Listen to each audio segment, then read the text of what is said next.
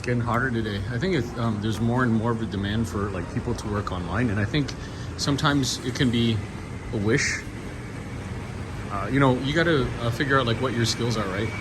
So I had this lady that I was talking to yesterday, and she told me that if somebody speaks Mandarin as a first language, it's hard for them to get a job abroad. And I said, no, that's not true. Because I had a friend of mine, and they got a job teaching Mandarin over in Myanmar, I guess. And I guess there is a big demand for people to teach Mandarin to like big classes. There's like businesses around it. I haven't seen a school like this personally that's like a blah blah blah Mandarin school or like whatever, but I've heard about it. And so Malaysia, Thailand, in Cambodia, and don't expect this type of job to make you a millionaire, but you can go abroad, you can teach Mandarin. So, and I've had maybe 2 or 3 students that I've talked to that do this. It's possible. Most people that I know that go abroad anyways in Canada, they don't really look for a job anyway. They usually, what they do is they try to pass their insurance license or pass their mortgage license, and then use the fact that they speak Mandarin to network with other Mandarin speakers in Canada. I think actually that's honestly the better way, and there's a huge market for it, right?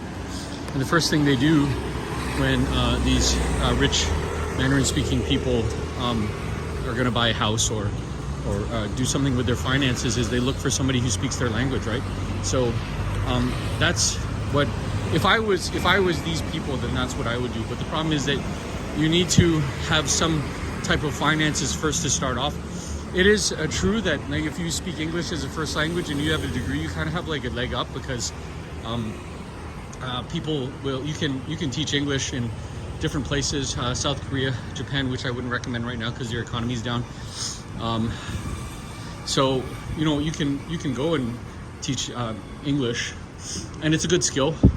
You're probably going to have to teach young learners first, because that's, the parents want their kids to have those skills.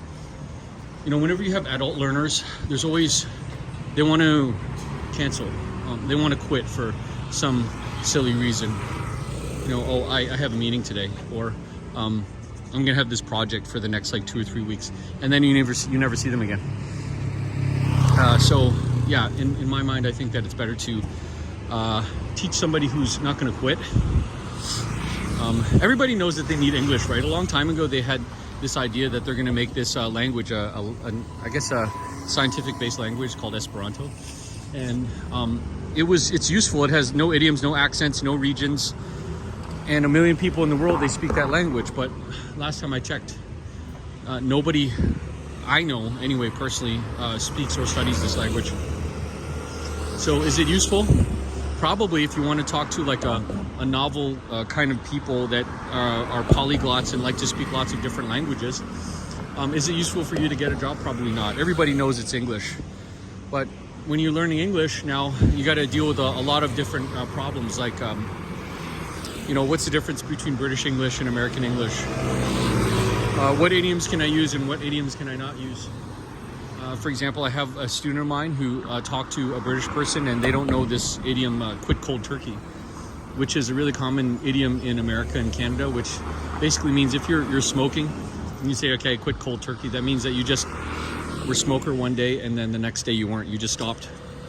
So it's really useful to have some of these idioms in your pocket, to be honest with you, because then you could just pick it up right away and talk to some native speakers, listen to what they say, and you're kind of like in their game already. But if you don't do that, then I'm not going to say that it's a little bit of a setback to not know idioms, but it's the same like anything else, right? Like cultural context. I'll give you an example of, say, Shanghai and Beijing. Oh my God, I watched this video about different phrases in Beijing dialect, and I already speak Mandarin to a certain degree, and I've studied Mandarin, but then when I was looking at the Beijing dialect, I was like, oh my God, what is this? It's like a different universe. So anyways, guys, if you want to learn English, you want to teach English online, if you want to teach English online, then go ahead. You want to work online. If you are English as a second language speaker, and then you want to learn how to speak English, find somebody who's dependable online and then go learn with them. I'll see you guys later. Bye.